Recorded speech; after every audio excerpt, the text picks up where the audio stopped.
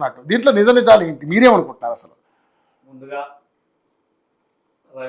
మున్నూరు రవికి విద్యాసాగర్, ప్రేమ్ గాంధీ, యోయోటి ప్రేక్షకులకు, వీక్షకులకు అందరికీ శుభ సాయంత్రం.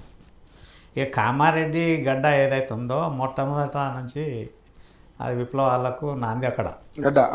తర్వాత ఏదైతే ఉందో ఇంకా మీకు కామారెడ్డిలా నాకు తెలిసిందంటే మీకు ఏబిసిడి తెలియదు, నాకు జెడ్ దాకా తెలుసు, ఏబిసిడి తెలియదు. అందుకని మిమ్మల్ని అడిగింది. ఎందుకంటే 1964 నుంచి 70 దాకా నేను కామారెడ్డిలో చదువుకున్నా.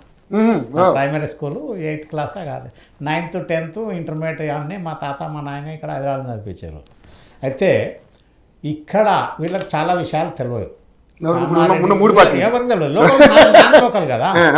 264 ఎకరాలు ఏదైతుందో ప్రజల సహకారంతో ఆ భూమి దానికి ఏదైతుందో డిగ్రీ కాలేజీకి డొనేషన్ ఇచ్చిన భూములు అక్కడ పంచాయతీ.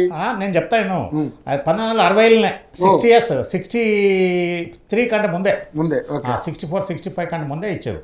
అయితే ఇచ్చిన తర్వాత అక్కడ మొదలు పీయూసీ ఉండే, పీయూసీ తర్వాత డిగ్రీ ప్రైవేట్ కోఆపరేటివ్ దాంట్లో ఎయిడెడ్ కాలేజ్కి పెట్టారు. తర్వాత గవర్నమెంట్ టేకప్ చేసింది అది. అక్కడ ఉస్మానియా మెడికల్ కాలేజీలా, గాంధీ మెడికల్ కాలేజీలా ప్రతి సంవత్సరం మినిమం 10 మంది వచ్చేది మెడిసిన్ సీట్లు. ఈ ఇంజనీరింగ్ ఉస్మానియాలో చాలా ఎక్కువ వచ్చేది. ఇక్కడ మొట్టమొదటి మూల కారణం ఏదైతే ఉందో ప్రభుత్వంలో రెవెన్యూ వ్యవస్థ ఫెయిల్యూర్తోనే ఈ అరాచకాలు ఇవన్నీ లేనిపోని నిందలు, ఆరోపణలు. ఇప్పటికి కూడా అక్కడ ఒక వడ్ల వాళ్ళు పాపం కార్పెంటర్స్ వాళ్ళు ఏదైతే ఉందో వాళ్ళ ల్యాండ్ వాస్తవంగా ఇచ్చారు ఏది డిగ్రీ కాలేజీకి స్వచ్ఛందంగా మా దొంగలు ఇంప్లిమెంట్ చేయక అట్లనే పెట్టి ఆయనతో ఏందన్నది ఫామ్ సీలర్ ఏదైతే ఉందో రాజీనామా పత్రం తీసుకొని తెలంగాణ ల్యాండ్ రెవెన్యూ యాక్ట్ ప్రకారం ఆర్డర్ ఇచ్చి తహసీల్దార్ మొటేషన్ చేసి డిగ్రీ కాలేజ్ పేరు రాస్తే అయిపోయింది. అది రాయకుండా ఇప్పటికి కూడా ఇప్పుడు కోర్టులు నడుస్తున్నది. అది ల్యాండ్ ఇష్యూ కోర్టులో ఉంది ఆల్రెడీ. అది అంటే అది కాకుండా కొంత నేను చెప్పేది main road bit, main road 50,000 60,000 గజం ఉంటుంది. అది 10-11 ఎకరాలు అట్లున్నది. అదొక ఇష్యూ. ఇక్కడ వీళ్ళందరికీ తెలియదు. వెంకటరమణారెడ్డి తండ్రి దేమే రాజిరెడ్డి మొట్టమొదట 1960sలో ఎల్ఎంబి చైర్మన్. ఎల్ఎంబి అంటే వాళ్ళ ఊరు దేమే. ల్యాండ్ మార్ట్గేజ్ బ్యాంక్, అప్పుడు ల్యాండ్ మార్ట్గేజ్ బ్యాంక్ చైర్మన్ ఉండే. అప్పటికి షబ్బీరాలి గిబ్బీరాలు ఎవరు లేరు. తర్వాత ఏంది మండల్ ప్రెసిడెంట్ అయ్యాడు కామారెడ్డికి, సమితి ప్రెసిడెంట్. సమితి ప్రెసిడెంట్ తర్వాత జెడ్పీ చైర్మన్ చేసిండు. ఇదంతా కాంగ్రెస్ హయాంలో. తర్వాత ఆయన 3 కొడుకులు. వెంకటరమణారెడ్డి చిన్నోడు, రెండో ఓడు మాకు క్లాస్మేటు రామకృష్ణారెడ్డి, అమెరికాలో ఉన్నాడు. ఆయన పిల్లలు ఉన్నారు. ఆయన బ్యాంక్ మేనేజర్ గారు చేసి రిటైర్ అయ్యారు. వీళ్ళు దేమే. ఇక్కడ 264 ఎకరాల దాంట్లో వెంకటరమణారెడ్డి మీద ఆరోపణలు చేయకముందు కాంగ్రెస్ 52 ఏళ్ళు పరిపాలించినాడు. ఎప్పటి నుంచి 1947 నుంచి 83 దాకా, 1952 నుంచి ఎలక్షన్. అరే ఎలక్షన్ పక్కబెట్టిన రూలింగ్ పార్టీ అని డిస్టర్బ్ చేయకుండా నేను చెప్తున్నా. కాంగ్రెస్ రూలింగ్ ఉందా లేదా, ఎలక్షన్ పక్కబెట్టున్నా అనేది పార్టీ రూలింగ్ ఉందా లేదా, మళ్ళీ ఎందుకు డిస్టర్బ్ చేస్తావా? నువ్వు వినండి. 47 నుంచి 83 దాకా వాళ్ళు ఉన్నారు. మళ్ళా 83 నుంచి 89 దాకా టీడీపీ వచ్చింది. తర్వాత 89 మళ్ళా 89 నుంచి 94 దాకా విజయభాస్కర్ రెడ్డి, వీళ్ళది చెన్నారెడ్డి కాడికెళ్ళి వాళ్ళు నడిచింది. 2004 నుంచి 2014 దాకా 10 ఏళ్ళు ఉన్నది కాంగ్రెస్. మళ్ళా ఇప్పుడు ఉన్నది మొత్తం కలిసి 52 సంవత్సరాలు కాంగ్రెస్ అక్కడ ఈ రాష్ట్రంలో అధికారం ఉన్నది. అక్కడ 264 ఎకరాలు ముండమోపిరు ఆయనకి ఇచ్చిరు అన్నది అంటే ఉత్తర దారాదత్తం వెంకటరమణారెడ్డి రాసిస్తే పోతుందా భూమి? అవన్నీ నేను దాచిస్తా పోతా. ఇక్కడ నేను వీళ్ళకి ఒకటే సూటి ప్రశ్న చెప్తున్నా. ఉస్మానియా యూనివర్సిటీ 1600 ఎకరాలు ఎక్కడున్నది అది చెప్పు మనూరి. సెంట్రల్ యూనివర్సిటీకి ఇచ్చిన ల్యాండ్ ఎక్కడున్నది? వీళ్ళు ఏం చేస్తారు? గడ్డి వీక్తురా, గాడిలో కాస్తురా? అక్కడ కామారెడ్డి పిజగుండ్ల పక్క పెట్టుర్రి, అది ఎక్కడ పోదు, మొత్తం ఖాళీ ఉన్నది. 60 కాలేజీకి ఇచ్చిర్రు. ఇచ్చిన దానికి ఎట్లా ఇచ్చిర్రు, ఆయన పాత్ర ఇవ్వదు, ఎందుకు ఇచ్చిర్రు, అవన్నీ మూలాలు తీసిన తర్వాత మాట్లాడాలి. అది ఏదైతే ఉందో ఇక్కడ వెంకటరమణారెడ్డి వాళ్ళ 3 కొడుకులలో ఈయన మళ్ళీ రాజకీయ ఏదో వారసం కింద ఈయన నడుస్తున్నాడు. ఈయన జడ్పీ చైర్మన్గా కూడా చేసిండు. వీళ్ళకి ఏదైతుందో కరప్షన్ మార్కలు అనేది వాళ్ళ తండ్రి స్వచ్ఛందంగా చేసిండు దేమరాజు రెడ్డి. అట్లా ఆ కాలంలో లంచాలు ఆరోపణలు ఇచ్చే. ఒకటి కామారెడ్డి సొసైటీ ఉన్నప్పుడు అప్పుడు సొసైటీ ఎడ్యుకేషనల్ సొసైటీ ఉన్నప్పుడు ఆ 264 ఎకరాలు చేసింది దేమ రాజిరెడ్డి, అప్పుడు కేఆర్ రాజిరెడ్డి అనేది జడ్పీ చైర్మన్, ఇంకో ఆయన కేఆర్ రాజిరెడ్డి, వాళ్ళు రెడ్డిలు ఏదైతే ఉందో మొత్తం ల్యాండ్ పూలింగ్ చేసి దానాన్ని తీసుకొని చేసారు. పోయిన తర్వాత ఇప్పుడు ఆ 264 ఎకరాలు ఎట్లా పోయింది, ఎటు పోయింది, ఎవరు ఇచ్చారు, ఇవన్నీ డీటెయిల్ తీయాలి కదా. దాని మీద కాంగ్రెస్ ఏదైతే ఉందో వాళ్ళ ఇంటి ఆయన మీదకి పోయి మీరు నిందారోపణ చేసేది క్యాంపు కార్యాలయం పోవాల్సిన అవసరం ఏముంది, వాళ్ళకు ల్యాండ్ ఆర్డర్ వీళ్ళు ఏదైతే ఉందో వయలేషన్ చేయకూడదు కదా రూలింగ్ పార్టీ ఉన్న వాళ్ళు. నువ్వు బాధ్యత నువ్వు కమిటీ వేయాలి, చీఫ్ సెక్రటరీ మీరే కాబట్టి వాళ్ళు వచ్చేదాకా వెయిట్ చేయాలి, వెయిట్ చేయాలి, రిపోర్ట్ తీసుకోవాలి. నువ్వు స్టాటస్ రిపోర్ట్ లేకుండా గ్రౌండ్ పొజిషన్ తెలుసుకోకుండా ఏదో పోయి ఒకళ్ళ మీద ఒకళ్ళు అన్నది. నేను 1975లోనే ఇందిరాగాంధీ ఎమర్జెన్సీ పెట్టినాడు శంకర్స్ వీక్లీ అని ఒక కార్టూన్ మ్యాగజైన్ వచ్చేది. అందులో రాసిండు పాపం ఆయన editor, evolution of our Indian politics from man to ఏప్, మానవత్వం నుంచి గండు కోతి అడి మనిషి నుంచి అడి మనిషి అనేది మీకు ఇప్పటి కూడా కొట్టుకుంటూ వస్తుంది. అది ఏమో అద్దాడు, మేము స్వయంగా చదివినాం ఇంటర్మీడియట్లో, నాది ఏమీ కాలేజీలో. అటువంటి పరిస్థితులు ఇప్పుడు రాజకీయం ఎట్లయిపోయింది, వీళ్ళు కార్యకర్తలు వీళ్ళకు యువకులు ఉన్నారు, ఉడుకు రక్తం ఉన్నది, పని పాట లేదు, ఎవడు ఇంత మందు ఓపించి భోజనం పెట్టి బండ్ల పెట్రోల్ ఓపిస్తే వాళ్ళు తిరిగే పరిస్థితిలో ఉన్నారు. ఎందుకు అన్ఎంప్లాయ్మెంట్, పని ఉన్నాక వాడు ఎక్కడ రాడు కదా, పిలిచేవాడు రాడు కదా.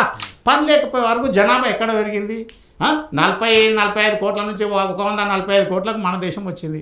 పాకిస్తాన్ వాడు 3 కోట్ల నుంచి 25 కోట్లకు వచ్చిండు, బంగ్లాదేశ్ వాడు 2 కోట్ల నుంచి 18 కోట్లకు వచ్చిండు. ఏ రకంగా జనాభా పెరుగుతున్నది, దానికి ఎట్లా చేయాలని ఉండాలి. ఇక్కడ నిందారోపణలు చేసే ముందు నిరూపణలు ఏదైతే ఉందో సాక్ష్యాధారాలు తీసుకొని చేయాలి. వెంకటరమణారెడ్డి పిలిచిన దాంట్లో తప్పలేదు, ఓపెన్ టాస్లో కూర్చుందాము, నేనేమున్నా చూపెట్టు అన్న దాని మీద అని చెప్పిండు. నేను చెప్తున్నా కదా, నీకు కూడా ఫోటోలు చూపెట్టిన. వెంకటరమణారెడ్డి ఒక ప్రజా సమస్య గురించి 90కి మన సెప్టెంబర్లో 2 సార్లు వచ్చిపోయాడు. నేను వచ్చిన ఎమ్మెల్యే సాబ్ అంటే ఆయన అన్న నువ్వు ఎమ్మెల్యే అనక ఢిల్లీకి రాజు తల్లి కొడుకే, నా అన్న క్లాస్మేటు, నువ్వు నాకు అన్నవే, నేను వస్తా ఇంటికి వస్తా అని వచ్చిండు. పాపం ఇచ్చిన టైంకు కరెక్ట్ టైంకి వచ్చిండు, టైం పంక్చువాలిటీ మెయింటైన్ చేసి. నేను వచ్చినప్పుడు కలుస్తలే నిన్న నేను కామారెడ్డిలో ఉన్నా, మా చిన్నాన్న కొడుకు మా కొడుకుది ఆయన కాలేజీలో మా తమ్మునికి ఎంగేజ్మెంట్ ఉండే, నేను నాన్నే ఉన్నా. మాకు పోలీసు వాళ్ళు పొంగ చెక్ చేస్తున్నారు పార్టీలా వాళ్ళు వీళ్ళని మేడ్చల్ కాడ తూపురంలో. అది ఇక్కడ నిందారోపణలు చేసే ముందు పిచ్చగుండ్ల 264 ఎకరాలు ఆ ఇష్యూ పక్కకు పెట్టి వాళ్ళు 1600 ఎకరాలు ఏం చేస్తున్నది ఉస్మానియా యూనివర్సిటీలో, ఎవరు పీరియడ్లో కబ్జాలు అయినాయి, ఎవరు పర్మిషన్లు ఇచ్చిర్రు, ఎవరు బిల్డింగ్ రెగ్యులరైజ్ చేసిర్రు, ఎవరు వాటర్ కనెక్షన్ ఇచ్చిర్రు, యూనివర్సిటీ ల్యాండ్ ఎటు పోయింది. నిజాం ఇచ్చిన 1600 ఎకరాలు ఒక్కొక్కటి కాంప్లెక్స్ కట్టుకున్నారు. ఇదే బీఆర్ఎస్ నోమా ఎవరైనా ఉన్నాడు కదా ఏం పేరు మొన్నదాకా జై అది మన జనగాం ఎమ్మెల్యే ఎవరు, యాదగిరెడ్డి కాంప్లెక్స్ తీయమన్నారు. వీళ్ళకి తెలియదా, వీళ్ళ దాకా లేదా, అవన్నీ స్వాగత హోటల్ లేదా, ఎంత భూమి తార్నాక్ అవతల పెట్రోల్ బంక్ అందులోనే ఉన్నది. బోలెడు 1600 ఎకరాలు ఎక్కడ పోయింది, కేసు ఉన్నది ఇప్పటికి నడుస్తా ఉన్నది. ఎన్ని రోజులు కావాలి అవన్నీ దీని మీద వాళ్ళు. అదొకటి సెంట్రల్ యూనివర్సిటీ సిటీ సెంటర్ లో హాట్ కేక్, ఈడ 1 ఎకరం ఈక్వల్ టు ఆడ 100 ఎకరాలు విన్నరా, ఈడ 1 ఎకరం ఈక్వల్ టు ఆడ 100 ఎకరాలు, ఈడ 3 ఎకరాలు ఈక్వల్ టు ఆడ 300 ఎకరాలు. దానికి అది పక్క హైదరాబాద్ సెంట్రల్ యూనివర్సిటీ ఏమైంది, మొన్న వాళ్ళు లేకపోతే ఇదే కాంగ్రెస్ ఏమైంది, ముండమోపడానికి ప్రయత్నం చేయలేదా అధికారికంగా. ఇవాళ ఆయన మీద నింద పెడుతున్నారు, సుప్రీంకోర్టులో అక్షంతలు వేస్తే కాంగ్రెస్ పోతుంది. వీళ్ళన్నీ ఇక దొంగ దొంగ దొంగ అంటే దొంగనే దొంగ దొంగ అంటారు అన్నట్టు. ఇప్పుడు వీళ్ళు చేసి ఎవరిని తప్పు అని కనిపేది, జిస్కా పీట్ చూసుకుని అవుతా ఎవరిని ఇప్పు అని కనిపేది. ఇక్కడ నింద ఏదైతే ఉందో ఆయన మొన్న కూడా మున్సిపల్ ఎలక్షన్లా సగం కొట్టుకొచ్చిండు పంపకం లేకుండా. అదే టఫ్ ఫైట్ ఇచ్చిండు అంటే ఆయనకి ఇండివిజువల్ వెయిట్ లేకపోతే ఎందుకు వస్తుంది. ఆయన ప్రతి గ్రామంలో ఒక కంప్లైంట్ బాక్స్ పెట్టిండు, లాక్ అండ్ కీలా. ఎవరైనా ప్రజలకు ఏమైనా సమస్య ఉంటే అలా మీరు ఆ కంప్లైంట్ అని లేదని ఆయన మెయింటైన్ చేస్తున్నాడు. నేను ఏమంటున్నా, ఒక ప్రజల సమస్య ఒక రోడ్ దా విషయంలో మాట్లాడడానికి నాకు ఎందుకంటే నాకు ల్యాండ్ ఉన్నది ఆడ కామారెడ్డి 20 ఎకరాలు లేదు ఇప్పటికి కూడా మున్సిపల్ లిమిట్లోనే. ఒక తవ్వ పంచాయతీ కోసం ఆయన నా దగ్గరకు వచ్చిండు ప్రజల తరఫున, అన్నకి ఇట్లున్నారు అదంటే మాట్లాడదామంటే అటు వచ్చేవాడు మాట్లాడతలే రెడ్డి అది ఎమ్మెల్యే సాగు అన్నా నువ్వు ఎమ్మెల్యే అనకే తమ్మి అని పిలున్నాను ఇదే మాట చెప్పిండు ఆయన. 2 సార్లు నా ఇంటికి వచ్చాడు. పాప ఆయన వస్తా అంటే ఏం లేదు, నేను ఖాళీ ఒక చిన్న స్వీట్ డబ్బా ఇచ్చిన 1/2 కిలో 1/2 కిలో స్వీట్ పుల్లారెడ్డిది అది ఉండే, ఇంట్లో ఏం లేదు కదా. నేను అవన్నీ ఇవి ఇచ్చిన తర్వాత ఆయన చాలా సౌమ్యుడు, మంచి పేరున్నది, అవును. ఆయన స్వతహాగా ఆస్తులు అమ్ముకొని కూడా పెడుతున్నాడు, ఆయనకు 2 స్కూళ్ళు ఉన్నాయి. ఇక్కడ అసలు జరిగిందా లేదా అనేది క్వశ్చన్ సార్. జరగాలే, దీనికి ఏంటంటే ఆయన ఎందుకు రాలేకపోయాడు, ఎందుకు సవాల్ స్వీకరించలేకపోయాడు అనేది కూడా కాంగ్రెస్ పార్టీ. ఎవరన్నారు కాంగ్రెస్ ఇప్పుడు ఇది బస్తీ కొట్లాట కాదు, ఇది ఏదైతే ఉందో మన మల్ల యుద్ధం కాదు, రెజ్లింగ్ ఫైట్ కాదు. నీ దగ్గర ఆధారాలు తీసుకోవాలి. రూలింగ్ పార్టీ కలెక్టర్ రిపోర్ట్ ఇవ్వమన్నారు, వీళ్ళను ఇయ్యడా? జిల్లా కలెక్టర్ ఆఫీస్ ఎంతకే ఉంటుందాడా ముందట?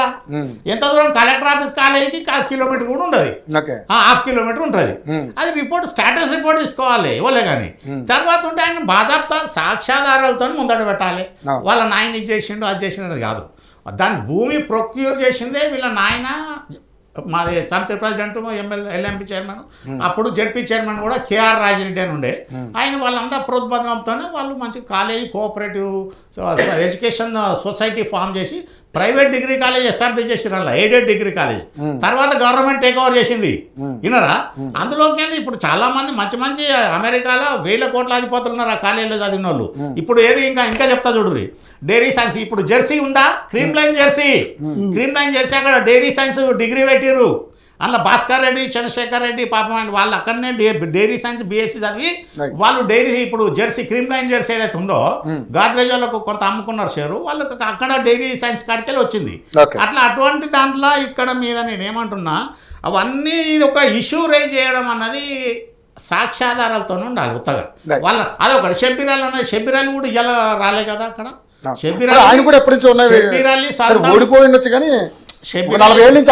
షబ్బీర్ అలీ సొంత గ్రామం మాచారెడ్డి, కామారెడ్డికి వెళ్ళి 20 కిలోమీటర్లు ఉంటుంది, ఆయన నేటివ్ ప్లేస్.